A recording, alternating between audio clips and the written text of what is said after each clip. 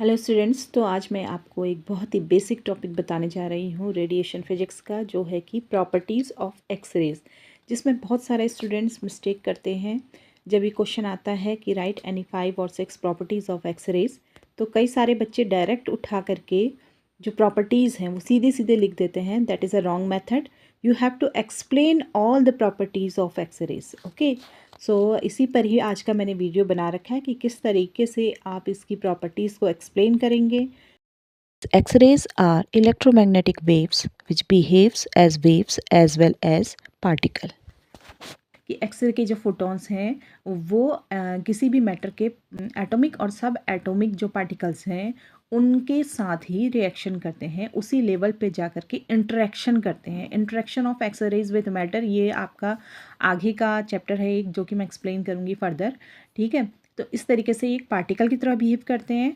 और नेक्स्ट आता है कि एक वेव की तरह, एक वेव की तरह, जैसे आप एक तालाब है कहीं पर, ठीक है, पत्थर अगर आप डालेंगे तो क्या होता है कि वेव्स बनी स्टार्ट हो जाती हैं। वेव्स बनती हैं तो जहाँ पर आपने पत्थर फेंका है वहाँ से वेव्स बाहर की तरफ को जाती है, तो रिफ्लेक्शन होता है उसमें। ठीक है, ट्रांसमिशन होता है। उसके बाद क्या होती है, वेव्स आगे वाली वेव बनती है, फिर फर्दर वेव्स जो है बनती चली जाती है। तो इसका क्या होता है, इसी तरीके से एक्सरेज में भी देखने को मिलता है। तो इसकी जो सबसे पहली प्रॉपर्टीज़ आप लिखोगे वो ये होगी कि X-rays are electromagnetic waves which behave as waves as well as particle. तो X-rays and light are examples of electromagnetic energy.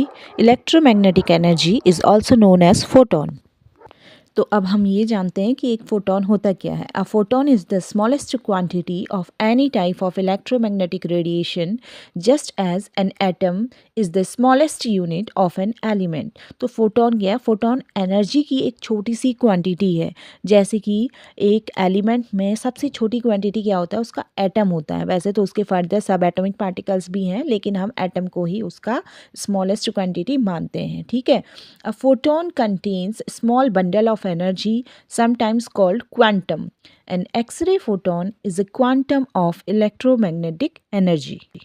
और अब हम ये जानते हैं कि फोटॉन एक पार्टिकल की तरह कैसे बिहेव करता है। Photons X-rays behaves as particle. It interact with matter most easily when the matter is approximately the same size as the photon wavelength. X-rays interact with atoms and subatomic particles.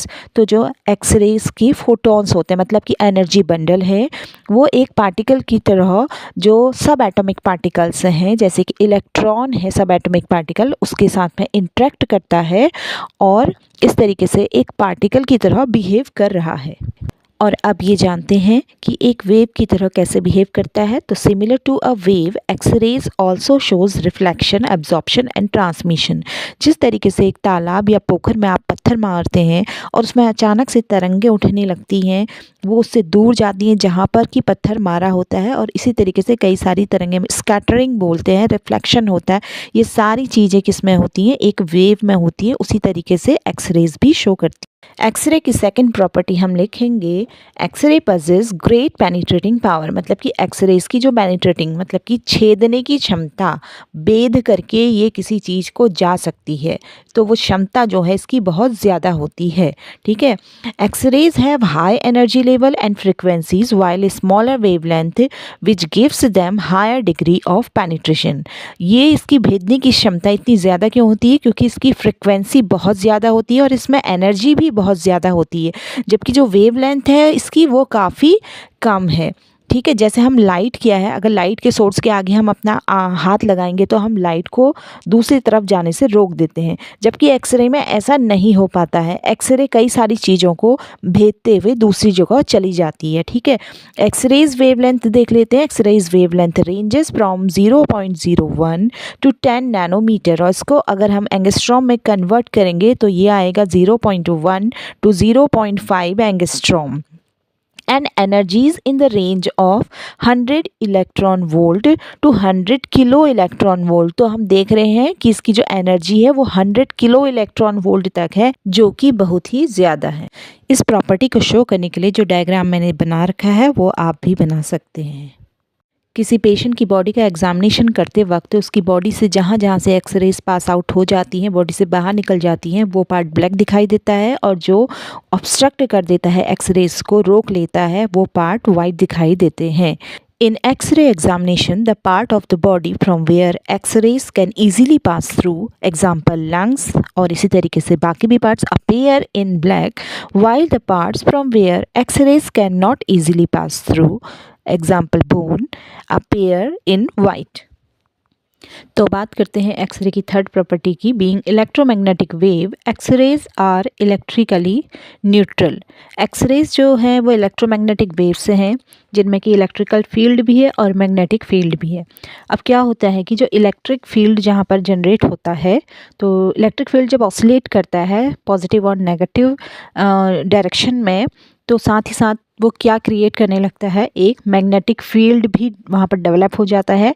और ये theory हमें बताती है, Maxwell की theory के द्वारा हमें ये बात पता लगती है। और जब इलेक्ट्रिक फील्ड जो है जनरेट हो रहा है, तो मैग्नेटिक फील्ड भी जनरेट हो रहा है, ठीक है। जब इलेक्ट्रिक फील्ड कम होगा तो मैग्नेटिक फील्ड ज़्यादा होगा, मैग्नेटिक फील्ड ज़्यादा होगा, कम होगा तो इलेक्ट्रिक फील्ड फिर से ग्रो करता है। तो इस तरीके से होता है, ये परपेंडिकुलर होते हैं दोनों के दोनों एक दूसरे के। इसके साथ ही जो इलेक्ट्रिक फील्ड है वो ना तो किसी इलेक्ट्रिक फील्ड या फिर मैग्नेटिक फील्ड को अट्रैक्ट करता है, ना ही उसे रिपेल करता है, ठीक है। जैसे जनरली हम मैग्नेट में देखते हैं तो मैग्नेटिक फील्ड जहाँ पर है वो अट्रैक्ट करता है, रिपेल करता है मैग्नेट्स आपस में, तो इसी तरीके से यहाँ पर हम देखते हैं। लेकिन क्या होता है कि इलेक्ट्रिक फील्ड ना तो इलेक्ट्रिक फील्ड को और ना ही मैग्नेटिक फील्ड को अट्रैक्ट या फिर रिपेल कर रहा है, ये केवल एक फोर्स अप्लाई करता है, ठीक है, एक फोर्स अप्लाई कर रहा है। और जैसे ही हम इलेक्ट्रिक फील्ड को किसी कोई चार्ज पार्टिकल आकर के मिलता है उस इलेक्ट्रिक फील्ड में, तो ये क्या होता है, ये गायब हो जाता है, डिसिपेट हो जाता है वहाँ से। इलेक्ट्रिक और मैग्नेटिक फील्ड एक दूसरे के परपेंडिकुलर होते हैं। ये आप इस तरीके से समझ सकते हैं कि एक लंबी सी रस्सी को दो लोग उसके दोनों सिरों को पकड़ लें और उसके ऊपर नीचे करें, रस्सी को ऊपर नीचे करेंगे, हाथ को अपने ऊपर नीचे करेंगे, रस्सी ऊपर नीचे जाएगी, तो ये हो जाएगा इलेक्ट्रिक फील्ड। और जब रस्सी को वो दाएं बाएं करेंगे तो ये हो जाएगा उसका मैग्नेटिक फील्ड। तो ये परपेंडिकुलर होते हैं एक दूसरे के।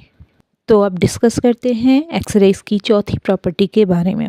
X-rays can cause ionization of gas indirectly as they remove orbital electrons from atom. तो एक्सरेज जो हैं वो पहले ही मैंने बताया कि उसकी एनर्जी बहुत ज़्यादा होती है, तो ये एटम्स में जो इलेक्ट्रॉन्स होते हैं उनको रिलीज़ कर देती है। और जैसे ही ये रिलीज़ करती है, इसका मतलब इसने अपनी एनर्जी उस एटम के इलेक्ट्रॉन के ज़रिए बाहर निकाला उस इलेक्ट्रॉन को, तो इसकी एनर्जी ट्रांसफ़र हो गई है, इसकी एनर्जी डिवाइड हो गई, और वो एनर्जी ट्रांसफ़र हो गई है सराउंडिंग को भी ट्रांसफ़र हो जाती है। तो इस तरीके से केवल उस एटम का ही आयनाइजेशन नहीं होता है, सराउंडिंग का भी आयनाइजेशन हो जाता है। सो X-rays or X-ray photons have much higher energy. When these high energy photons interact with matter, they release an orbital electron after interaction. By this way, there has been made a vacancy of electron in the atom and the atom becomes ionized. As well as the energy is transferred to the surrounding, so there is ionization of surrounding too.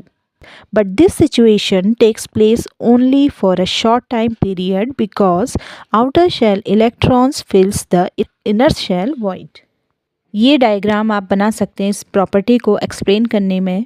तो इस video में केवल 4 ही properties explain करी हैं, बाकी की properties अगली video में बताऊंगी।